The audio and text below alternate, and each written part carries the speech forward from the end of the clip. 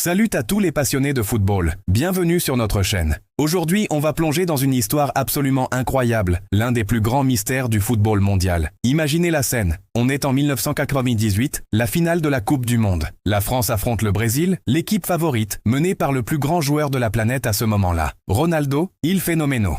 Le monde entier a les yeux rivés sur ce match, attendant de voir le génie brésilien illuminer la soirée. Mais quelques heures avant le coup d'envoi, un véritable coup de théâtre secoue la planète foot. La feuille de match officielle est distribuée et stupéfaction. Ronaldo n'est pas titulaire. Son nom n'est même pas sur le banc. À sa place, Edmundo. Comment est-ce possible? Le meilleur joueur du monde, absent de la finale de la Coupe du Monde? Les rumeurs les plus folles commencent à circuler dans le stade et dans les rédactions du monde entier.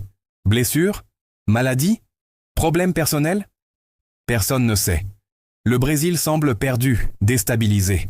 Puis, 30 minutes avant le match, nouveau rebondissement. Une deuxième feuille de match est publiée. Cette fois, Ronaldo est bien là, titulaire. Que s'est-il passé? La version officielle parlera plus tard d'une crise de convulsion qu'il aurait eue dans sa chambre d'hôtel après le déjeuner. Transporté à l'hôpital pour des examens, il aurait finalement été déclaré apte à jouer juste à temps. Mais sur le terrain, Ronaldo n'est que l'ombre de lui-même. Fantomatique, il erre sur la pelouse, incapable de faire la différence. La France, menée par un Zidane en état de grâce, s'impose 3-0 et remporte sa première Coupe du Monde. Mais le mystère Ronaldo reste entier. Était-il vraiment en état de jouer? Aurait-il dû être sur le terrain?